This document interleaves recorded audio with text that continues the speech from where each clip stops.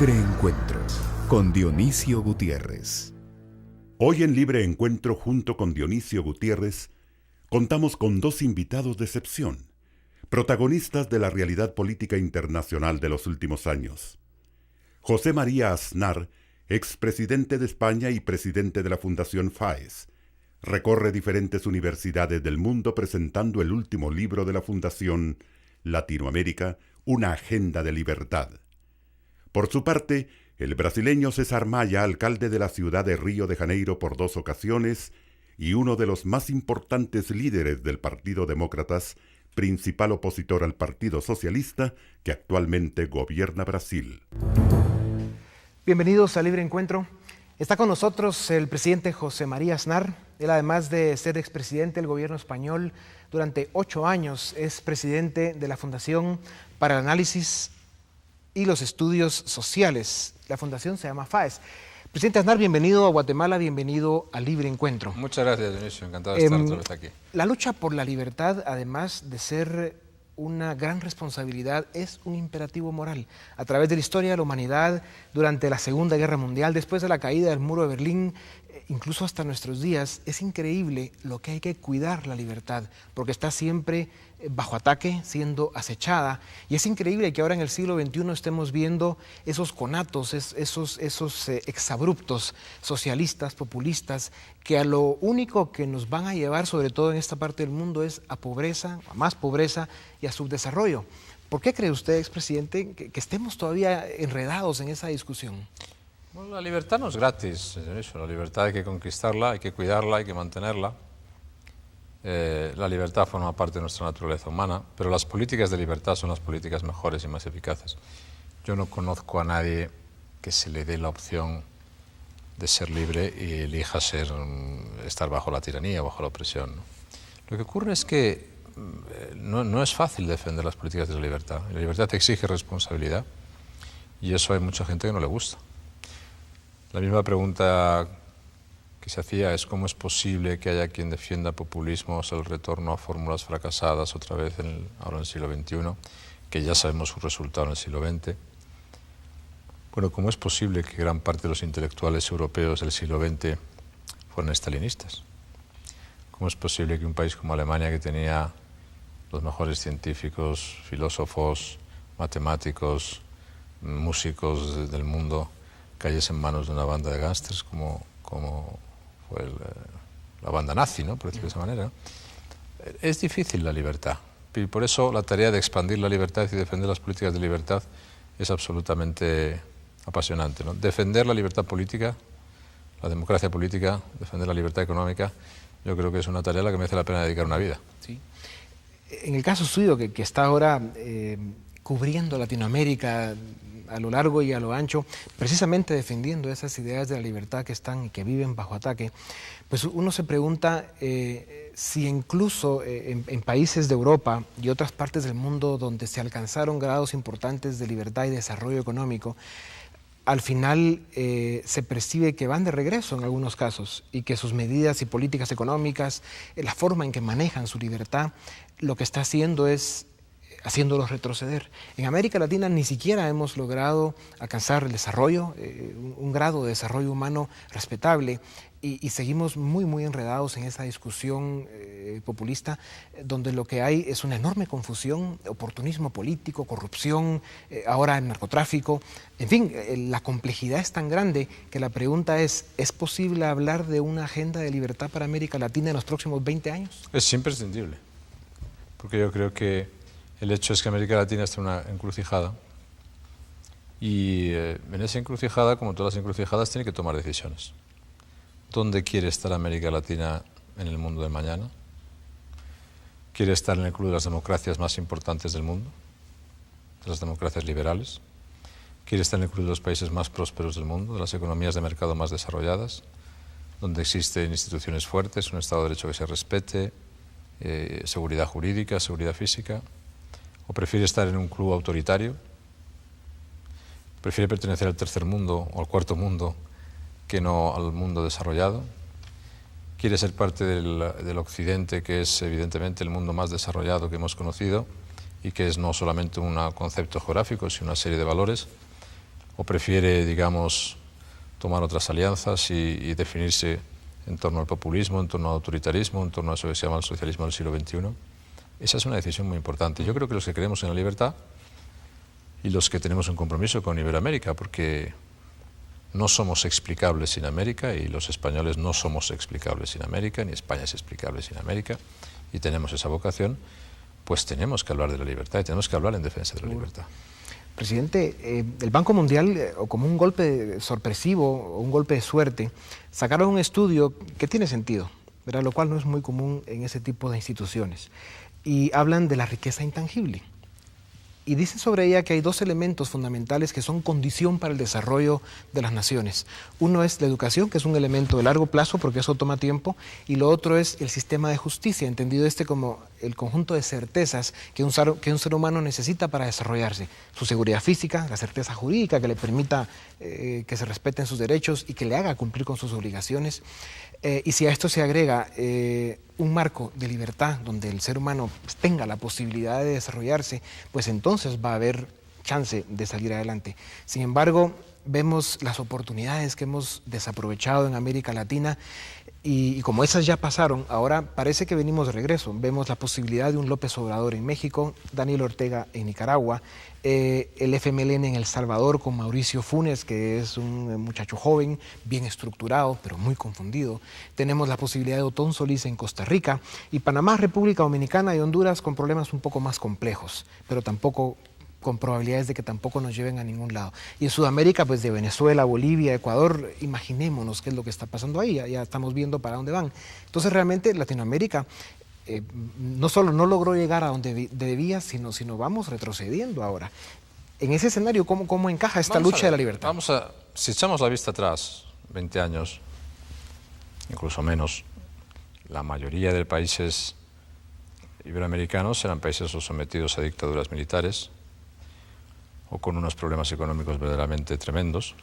Sigue habiendo muchos, pero era la América Latina de la deuda, que no podía pagar la deuda. Las dictaduras. De las dictaduras militares, de las hiperinflaciones, de las economías desajustadas, de una gran pobreza, una gran desigualdad que desgraciadamente sigue persistiendo. Hoy vemos que la situación ya no es esa. Digamos que hay democracias con problemas más o menos consolidadas, digamos que hay elementos económicos que están mucho más sólidos, las economías de los países son más sólidas, la macroeconomía está más sólida, ya nadie discute pues, que la deuda no es buena, que el déficit no es bueno, que la hiperinflación no es buena, todo eso debemos recordarnos, es decir, que hay en términos de progreso. Si vemos los datos de la realidad, vemos que los últimos 4 años han sido los años de mayor crecimiento en la economía del mundo y también en Latinoamérica de los últimos 30 años. Por tanto, en todos los países se ha producido un elemento de crecimiento. Yo sé que eso no es suficiente, pero cuando yo oigo los discursos de retorno al populismo, de retorno al pasado, del intervencionismo, del proteccionismo, en contra del libre comercio, todas estas cosas, hay que darse cuenta de 2 términos fundamentales. El primero, esta época de mayor crecimiento en el mundo coincide con la mayor expansión que se ha conocido de la globalización en el mundo. Y por lo tanto tienes 2 oportunidades, o incorporarte a ello o descolgarte de eso. El que se descuelga de eso lo va a pasar muy mal. Sí.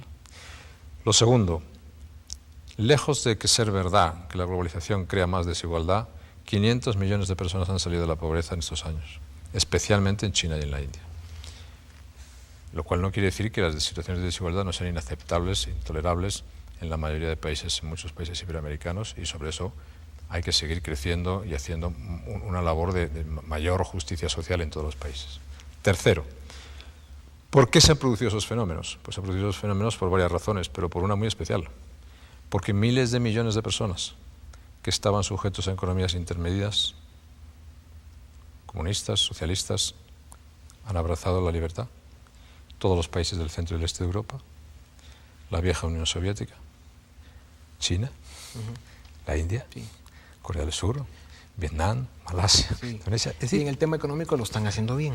Lo están haciendo bien, sí, y sacan a la gente de la pobreza. La reflexión en Iberoamérica es decir, ¿cómo nosotros nos podemos enganchar a esas tendencias de mayor desarrollo? Entonces, hay una receta que dice, no, mire usted, aquí hay que tener nuevos caudillos, poderes autoritarios, inagotables, eternos, economías intervenidas, no queremos nada de economía de mercado, tenemos ya los experimentos sociedades socialistas. Es el ejemplo de Cuba, por ejemplo. Ahora otros quieren seguir ese ejemplo. Yo digo, no, ese no es el camino. El camino es tener instituciones fuertes, tener un Estado de Derecho fuerte, tener seguridad física, tener seguridad jurídica, tener más empresas, tener más empleos, tener más oportunidades, tener más libertad. Esa es la receta. Entonces, si uno quiere ver a Iberoamérica incorporada de una manera determinante a ese primer mundo, que es un primer mundo y ese mundo en desarrollo tan importante, tan influyente, tan floreciente, y de que es parte, en mi opinión, Iberoamérica, pues tiene que hablar de estas cosas y tiene que defender estas recetas, ¿no? Sin embargo, porque no es fácil conseguirlas, y hay problemas, sí, pero el otro camino ya sabemos dónde nos lleva, ¿no? Para quienes vivimos en esta parte del mundo, y claro, nos toca vivir ese día a día en el que sentimos que esto va muy lento y que a veces no vemos salida. Claro, entramos en ese conflicto bueno, lo que me tocó vivir a mí pues no está tan bien después de todo. Sin embargo, cuando uno hace un examen de conciencia en Latinoamérica y ve que las remesas familiares son las que han jugado un papel importante para este crecimiento económico, o lo que ha pasado en China, India, el mismo Estados Unidos con sus grandes crecimientos económicos que al final han movido un poco la economía de Latinoamérica, pues hemos recibido un poco, digamos, el exceso de todo lo que ha pasado en otras partes del mundo. Pero ¿qué tanto de ese crecimiento que sí se dio en América Latina en los últimos años se debe a nuestros propios méritos? Esa es la parte de los deberes propios. Es decir, en los años 60, España, que era un país poco desarrollado, vivía fundamentalmente de dos cosas. Uno, del comienzo del desarrollo del turismo, y otra, de las remesas de sus inmigrantes en el exterior. El éxito de España a lo largo de distintas décadas y con diferentes gobiernos es que hizo razonablemente bien sus deberes. Es decir, los deberes que tiene que hacer cada país, nadie los va a hacer por ellos. Desde ese punto de vista, toda la razón. Pues yo digo, la reflexión de un líder iberoamericano hoy debe ser: ¿cómo aprovecho yo para mi país las circunstancias económicas que se están dando en este momento en el mundo? Claro, y yo lo que aliento ahí es a decir, hagan ustedes reformas, contribuyan a un crecimiento del país, establezcan sistemas fiscales razonables, procuren crear confianza para que haya más empresas. Si hay más empresas habrá más confianza, si hay más confianza habrá más empleo. El empleo es lo que da las oportunidades a las personas, dando empleo a las personas es donde se saca la pobreza. Claro. Ese es el camino. La ecuación del desarrollo. Obviamente. Obviamente. Sí. ¿Y eso por qué si unos lo pueden conseguir, otros no lo pueden conseguir, ¿no?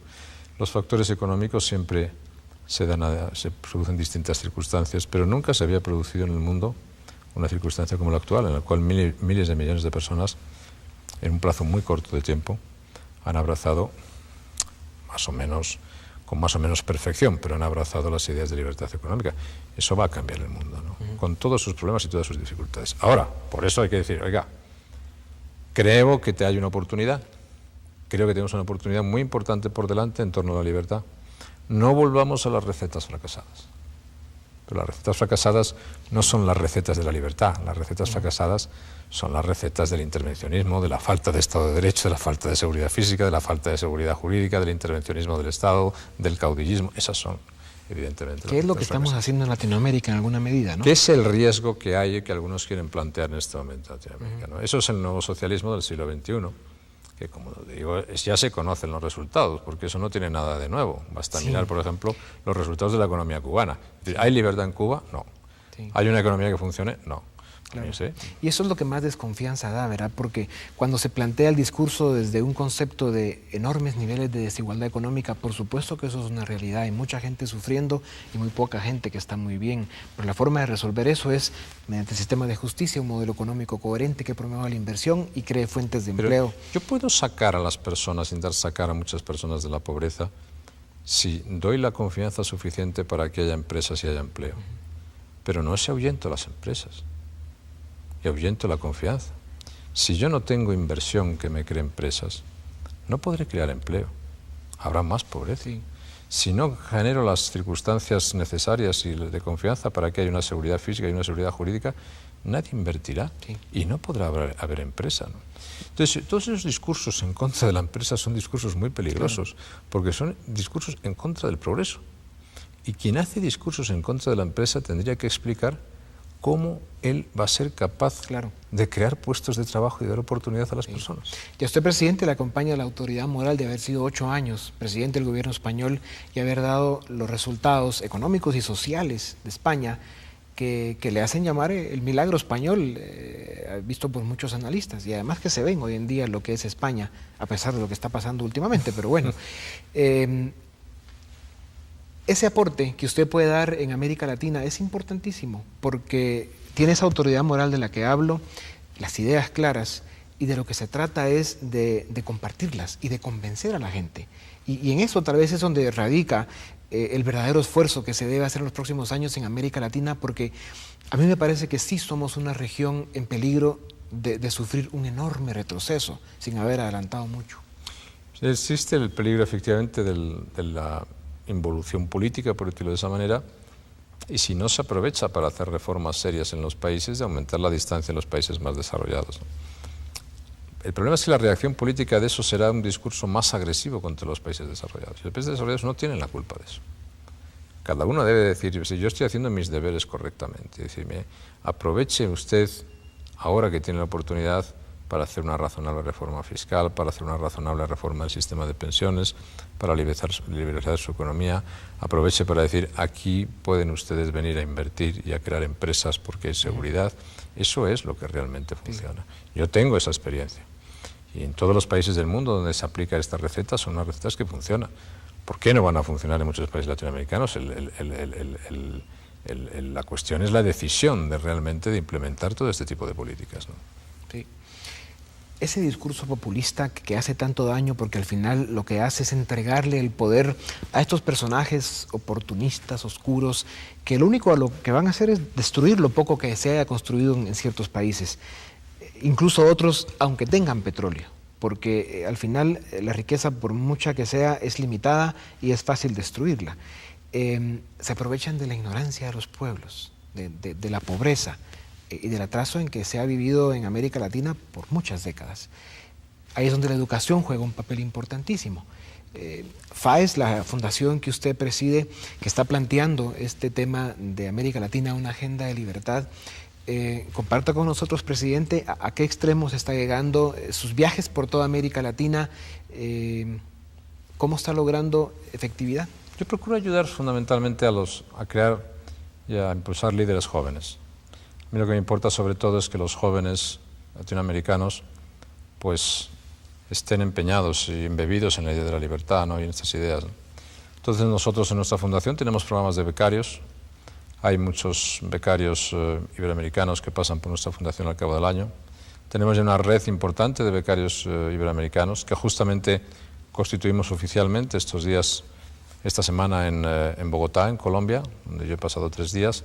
Y allí hemos creado esa red de becarios y esa red de becarios también la extendemos a Estados Unidos, de tal manera que haya cada vez más gente que vea la realidad de lo que son esas ideas, ¿no? Y que vea la experiencia de lo que ha ocurrido en otros países, ¿no? Y en ese sentido, yo conozco, la verdad, es que un capital joven latinoamericano verdaderamente extraordinario, ¿no? Y por eso todo el esfuerzo que se haga en un sistema educativo es muy importante, pero todo el esfuerzo que se puede decir porque haya jóvenes iberoamericanos que intercambien, que conozcan, que vayan a nuevos sitios, que puedan intercambiar experiencias con otros, es absolutamente básico, ¿no? Y la experiencia de la fundación que nosotros tenemos, pues es una experiencia extraordinaria con los jóvenes líderes iberoamericanos, muy buena. Sí. Vamos a publicidad, volvemos en un momento para seguir con el presidente José María Aznar en Libre Encuentro.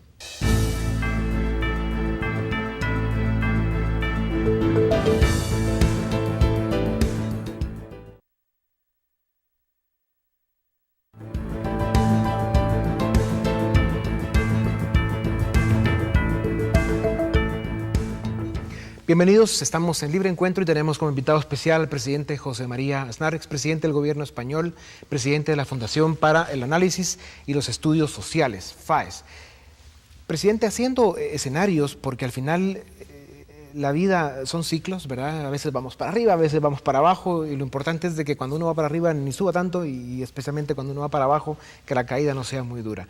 Y en medio de esa vorágine que a veces es la vida, el ser humano lo que busca es ser feliz, estar tranquilo, pasarla bien con sus seres queridos y hacer todo el bien que pueda.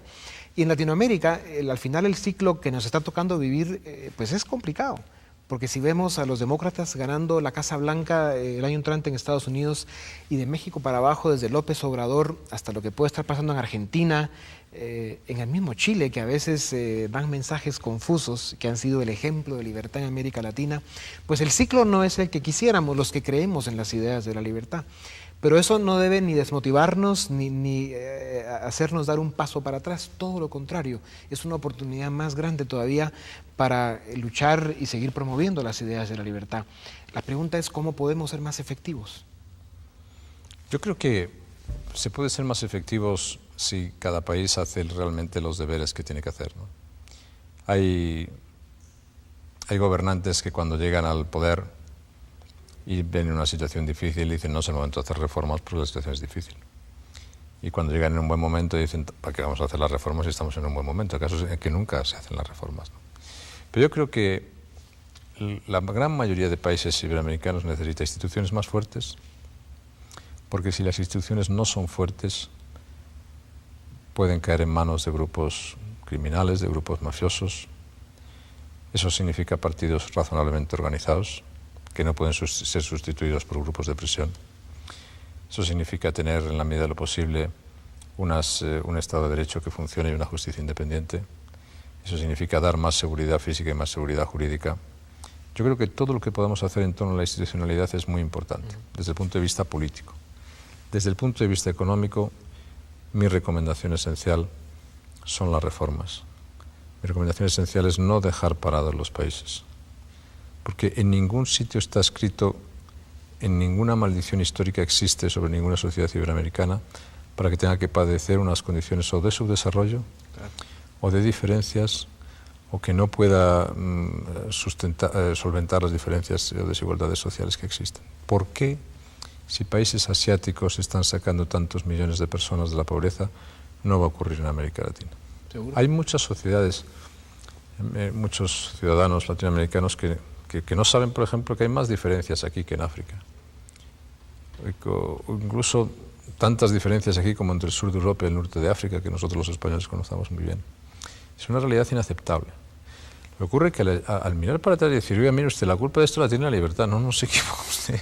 Si la libertad, lo que ha fallado es justamente la no aplicación de las políticas de la libertad. Antes hablábamos, si echamos 20 años para atrás, encontramos dictaduras, economías intervenidas, hiperinflaciones, países con 2.000, 3.000, 4.000% de inflación, una deuda que no se podía pagar. Todo eso no es consecuencia de una economía de mercado que funcione.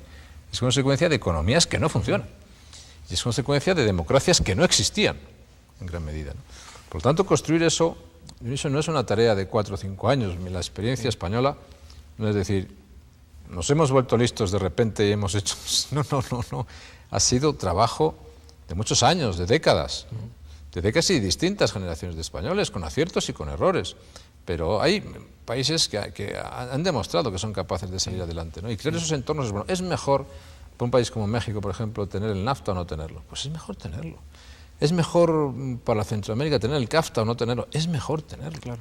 Es mejor tener acuerdos de libre cambio, de acuerdos de asociación también con la Unión Europea. Es mejor tenerlos. Es mejor jugar ciertas políticas de integración. Es mejor hacerlo. Ese es el mundo. El mundo del futuro es ese. Sí. Y el problema es que los políticos no lo entienden. Yo cuando mencionaba, o algunos políticos no lo entienden, otros lo tienen muy claro. Políticos son gente rara, ¿eh? Sí. Pero, por ejemplo, cuando yo mencionaba los demócratas en la Casa Blanca en Washington, no es que tengan nada de malo, simplemente es que se percibe que habrá un distanciamiento aún mayor entre Estados Unidos y América Latina, aún mayor del que ya hay. Yo, por ejemplo, yo vengo de Colombia, he estado en Colombia.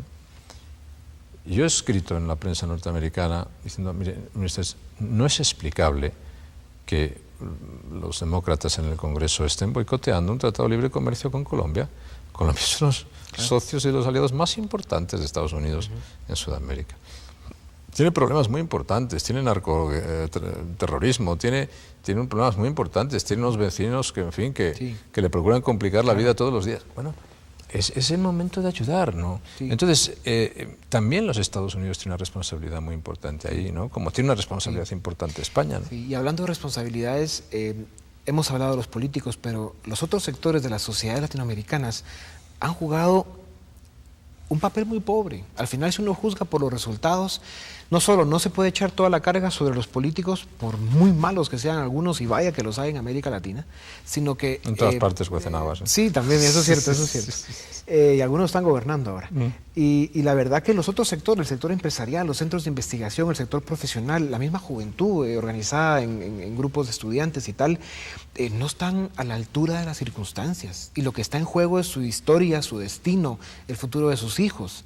O sea, aquí es muy importante. Todos los medios de comunicación, sectores empresariales, sectores políticos, sectores económicos, tienen que darse cuenta, en mi opinión, que el éxito de las sociedades iberoamericanas del futuro, además de la mayor institucionalidad, será la gran promoción de las clases medias en sus países. Los países que no tengan unas clases medias capaces de darle estabilidad al país vivirán como al borde de un barranco. Sí. Y eso será muy difícil de salir. Será muy difícil pertenecer al club de las democracias más desarrolladas del mundo con esos cortes tan bruscos en la sociedad.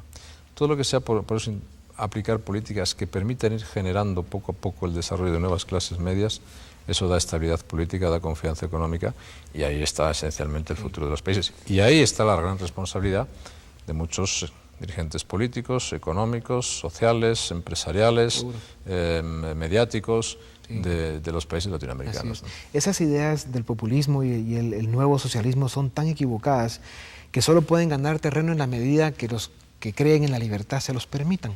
Yo escribo en alguno que otro periódico por ahí también, y escribí una columna que está por salir, y el título que trae es "Un gorila anda suelto en América Latina", y ni voy a mencionar a quién me refiero porque ahí está y que se lea, pero el peligro es ese, ¿no? Que hay una nueva colección de este tipo de personajes que están, digamos, buscando el poder político en muchos países de América Latina, y se están aprovechando precisamente de la ignorancia y la falta de educación de los pueblos latinoamericanos, ofreciendo cosas que saben que no van a cumplir, manteniendo esas instituciones de las que usted habla, débiles, politizadas, parcializadas, precisamente para poder rehacer incluso las constituciones de sus países a su medida.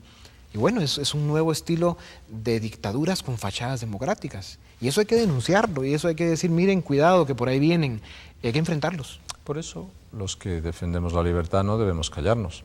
Y por eso, no solamente crear redes de jóvenes líderes para el futuro, sino que las personas y los dirigentes con responsabilidad en Latinoamérica hoy sean capaces de trazar esa agenda de libertad para el futuro, pues sin duda es muy importante, porque lo que está claro es que los defensores de esa otra posición se hacen oír. Sí. y no se paran en barras, no tienen límites. Luego, evidentemente, las realidades en algunos países son más complicadas. Uno puede tener el petróleo a $100 y los mercados desabastecidos. ¿Y cómo es posible eso? Sí. En fin, pasan muchas cosas, pero lo que es importante es que el camino de la libertad, que la agenda de la libertad es posible para América Latina. Y cuando uno concibe a América Latina como una parte esencial del mundo occidental, de las grandes democracias del mundo de hoy, pues conviene defender estas ideas, ¿no? Yo creo que sinceramente merece la pena.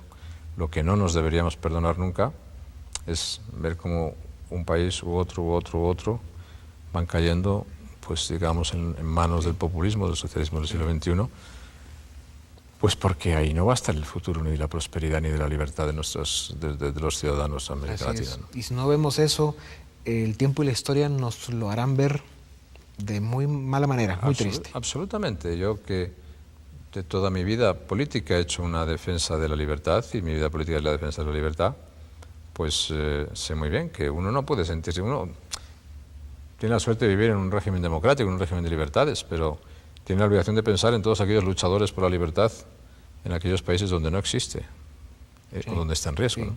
Y uno no debe sentirse del todo libre mientras vea que la libertad sufre, ¿no? en muchos sitios del mundo, ¿no?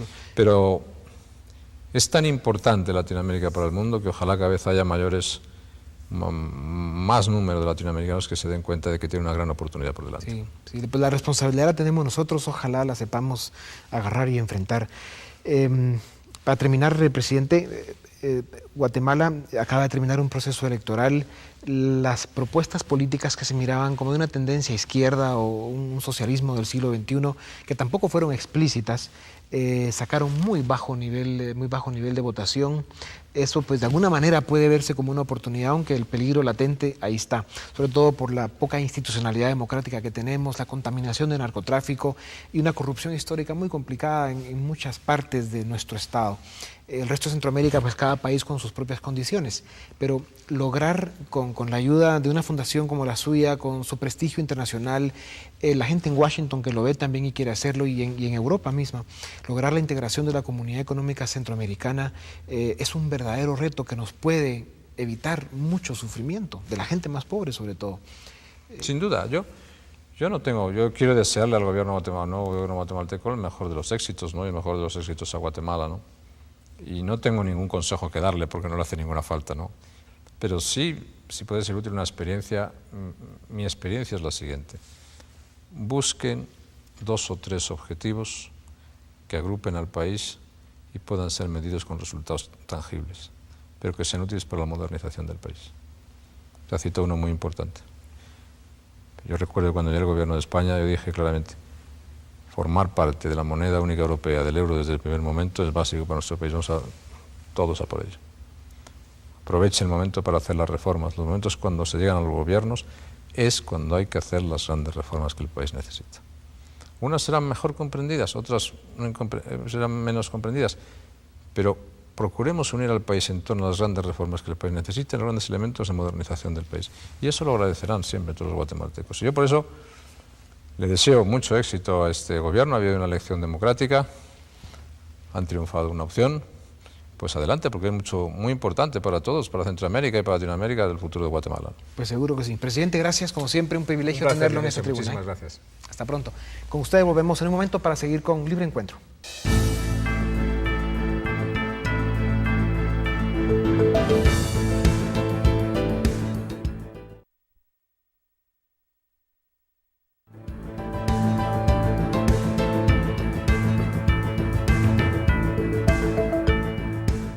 Hoy tenemos la especial oportunidad de tener en esta tribuna a un invitado especial de Guatemala. Es don César Maya, él es alcalde de Río de Janeiro, Brasil. Un gran político en Brasil, don César. Estudió en Chile durante 4 años y eso le hizo cambiar en alguna medida su ideología, sobre todo económica, ya nos contará de eso. Y nos va a contar un poco de ese gran trabajo que tiene de vigilar, cuidar y sacar adelante a más de 6 millones de ciudadanos, que es lo que Río de Janeiro tiene. Señor alcalde, en Brasil están pasando muchas cosas buenas, muchas cosas importantes, y su presencia en Guatemala realmente ayuda porque hace que nos acerquemos más, sobre todo pues siendo un país de Iberoamérica.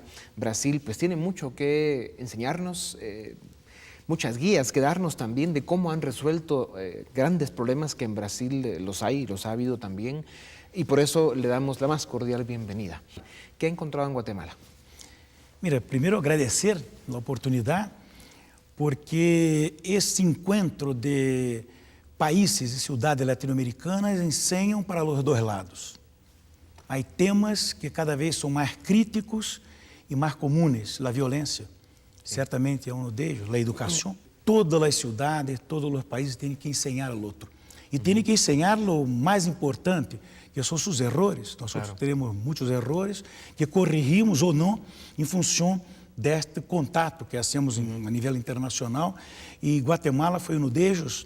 Guatemala cumpre uma função geopolítica de maior importância e na medida que os países fazem suas eleições, abrem um caminho à convergência ou à divergência. Nesse sentido, eu tenho acompanhado as eleições em Latinoamérica e tenho visto os avanços. Quando me perguntam qual o avanço mais importante em Brasil, eu não tenho dúvida, é a institucionalização da democracia.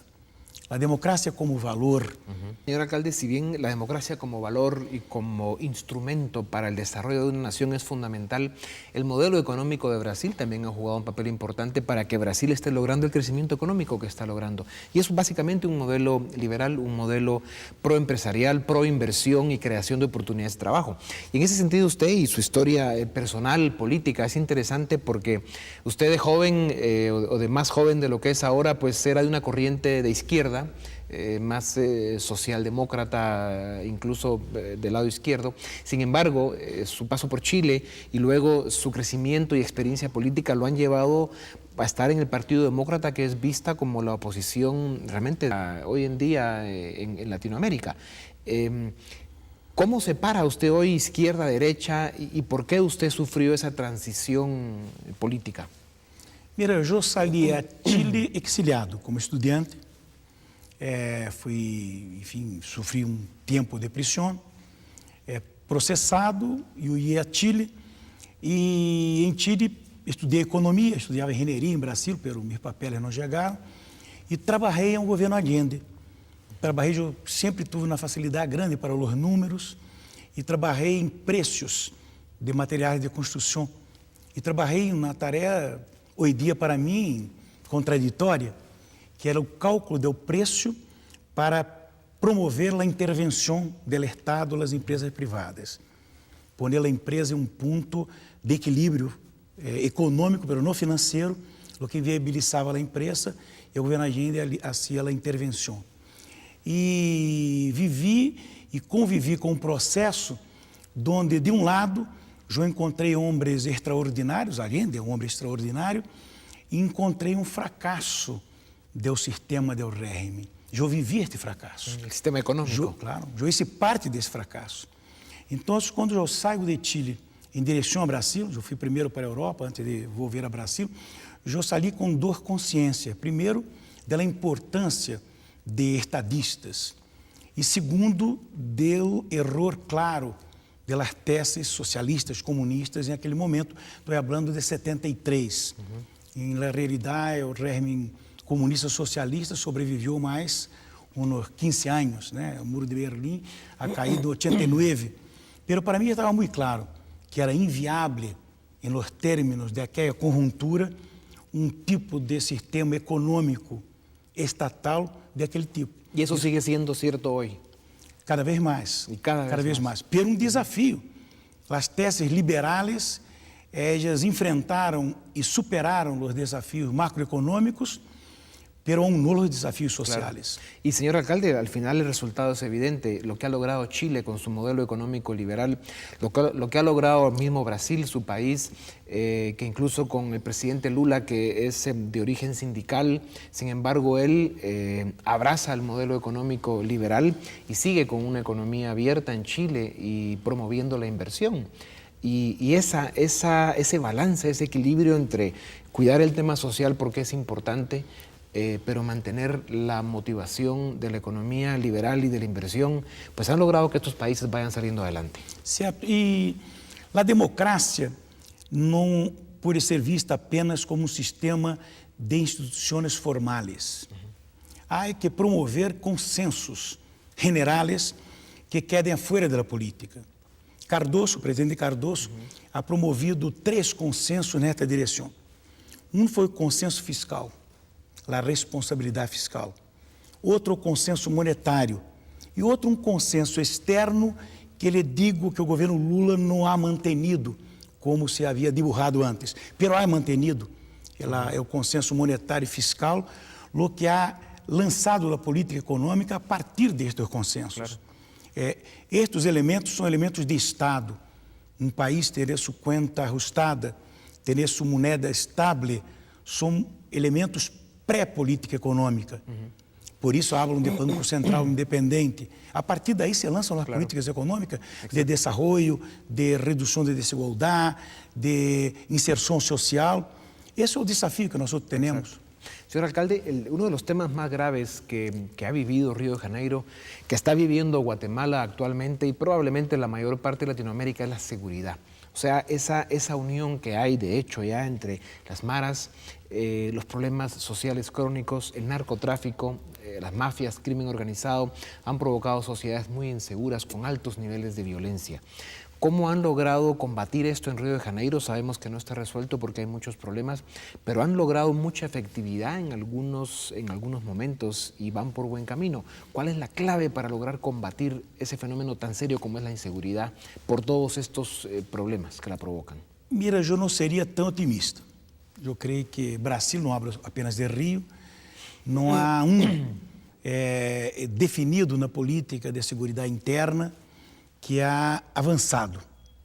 Há uma discussão que se desenvolve ao nível de el peso que deve ter as ações repressivas, as ações preventivas, os cuerpos policiais foram penetrados por la corrupção. Hablo de Rio, certamente, hablo de Brasil. Brasil, há 25 anos atrás, em muitas cidades do interior, tinha níveis de violência muito baixos. E hoje os níveis igualam Rio, São Paulo, Belo Horizonte, o Porto Alegre, o Recife, o Vitória. E por isso nós outros temos que aprender cambiando experiências. A situação das mares em Guatemala não é a mesma situação de Rio, pero há pontos que se aprende aqui e se pode transferir para allá e vice-versa. Rio, o que se tem é uma rede de narcomenudeio. Rio não produz cocaína, Rio não produz armas pesadas, entram por las fronteiras, e Brasil é um corredor de exportação de cocaína para a Europa. Yeah. En el caso de Río de Janeiro, que es un fenómeno que usted conoce muy bien, en los últimos 12 años, digamos, al principio lo que se veía eran problemas generados por la pobreza, por los malos modelos económicos que no estaban resolviendo en Latinoamérica y en alguna medida por los modelos políticos, las dictaduras, que es de eso de lo que venimos. Sin embargo, ahora, y la pregunta que quiero hacerle es, ¿ha mejorado el tema de seguridad en ciudades como Río de Janeiro o en Brasil en general comparado a hace 10, 15 años? ¿O es simplemente diferente y ahora el problema lo provoca más el narcotráfico y todo lo que produce alrededor del narcotráfico? Mira, não ha mejorado. Yeah. Certamente não. Porque em Brasil há uma característica que para mim é vital. É o governo nacional não trata da repressão cotidiana ao tráfico de drogas e de armas. Quem trata são os governadores. Os governadores têm fronteiras internas, não se articulam internacionalmente e o crime organizado é de teor internacional. Mientras em Brasil, não hablo de governo Lula, hablo de qualquer um para trás, mientras o governo nacional em Brasil não assumir ele a responsabilidade matriz, coordenadora de liderazgo em el combate ao crime organizado, a situação não vai melhorar. Melhora em o Estado e o crime se desplaça como uma mancha para outro Estado. E assim vai. Vamos a publicidad, volvemos en un momento para seguir con don César Maya, el señor alcalde de Río de Janeiro, Brasil.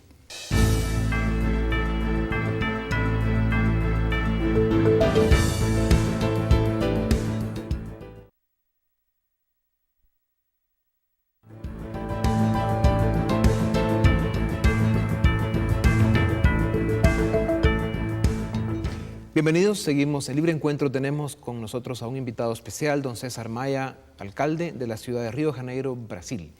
Señor alcalde, los grandes problemas que tienen las ciudades grandes, el tráfico, todo lo que es el sistema de drenajes, de todos los servicios que necesita una ciudad grande, ¿cómo se logra conciliar realmente ese crecimiento tan grande y las necesidades de los ciudadanos con la falta de recursos que tienen en general las alcaldías? ¿Dónde está el problema? ¿Cuál ha sido su experiencia?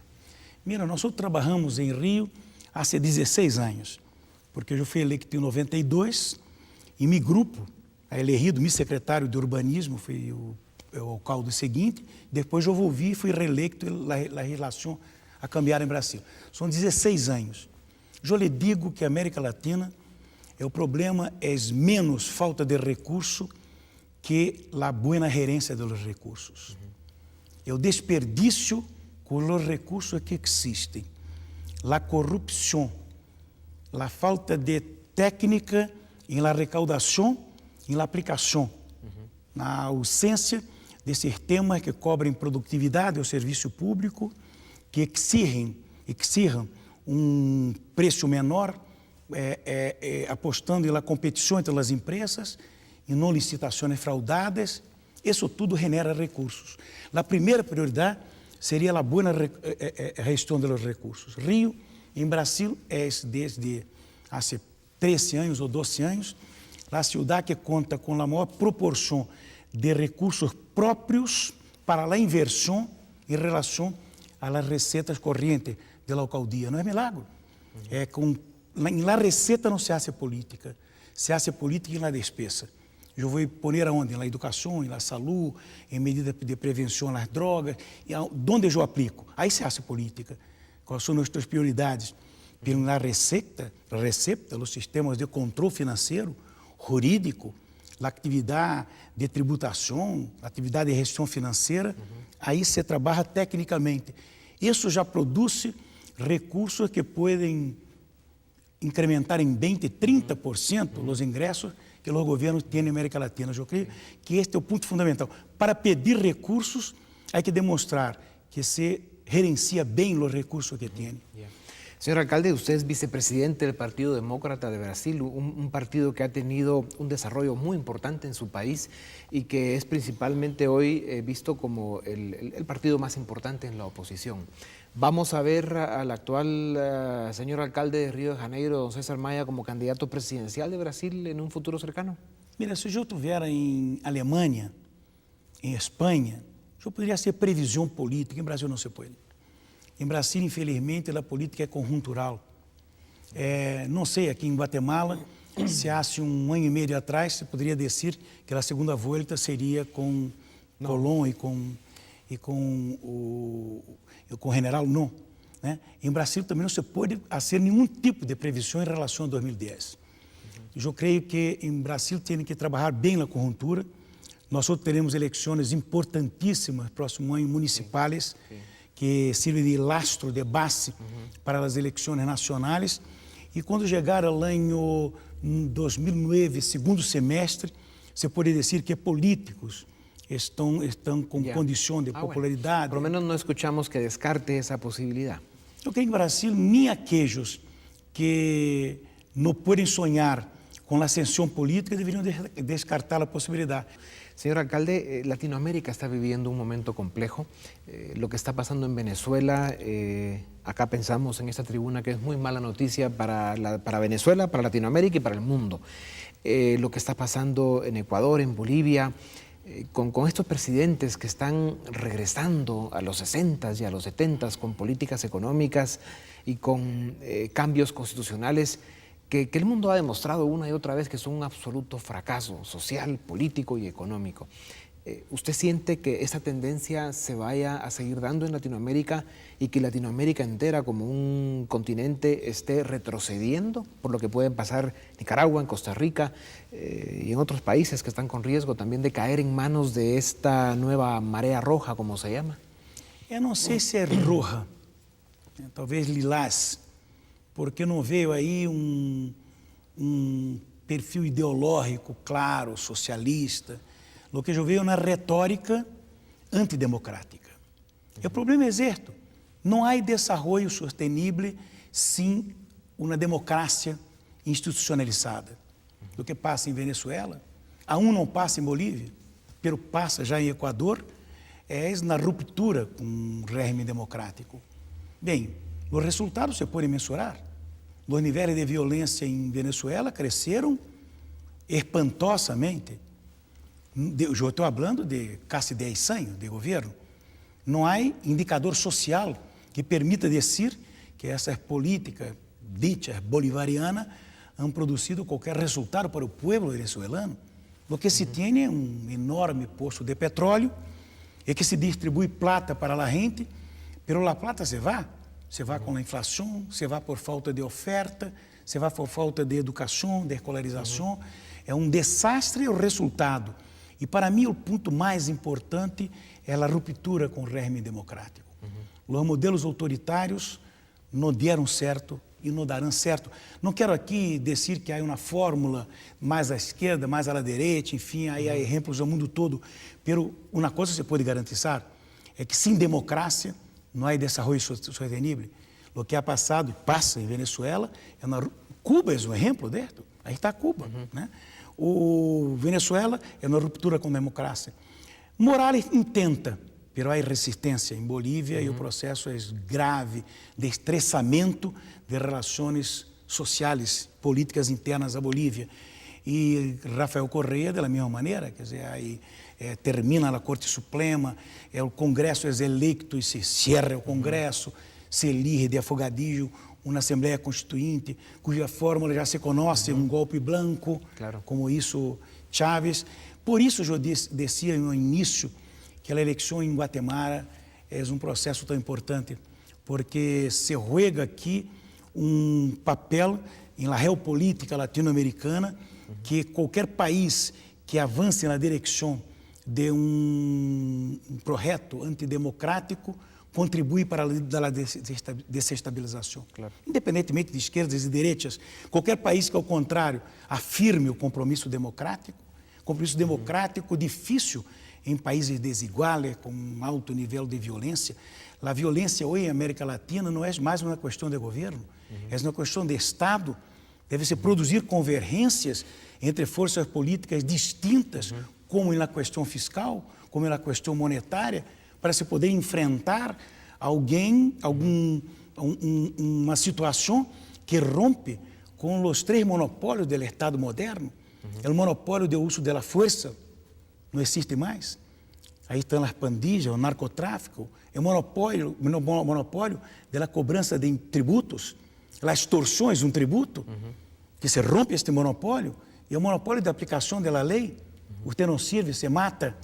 Os três monopólios fundamentais do Estado moderno se vão com a insegurança e com a violência. Sim. É um problema de todos nós outros. Venezuela, hoje em dia, em seu território, passa mais de 30% da cocaína produzida em Colômbia. Estou falando de 200 toneladas, passam livremente por o território da Venezuela. Hoje em dia, militares venezuelanos querem quedar na fronteira para guarnecer a fronteira e quedarem ricos, estão quedando ricos. Então, é uma situação que tem que impressionar e colocar todos nós outros demócratas en una situación de vigilancia permanente en nuestros países. Pues señor alcalde, muchísimas gracias. Latinoamérica necesita más políticos y más estadistas como usted, con la experiencia que Río de Janeiro le está dando desde la alcaldía y con su experiencia política y su formación académica, intelectual. Esperamos que algún día Brasil lo tenga como su presidente porque es lo que Latinoamérica necesita. Muchas gracias. Muchas gracias. Y buen viaje. Muchas gracias.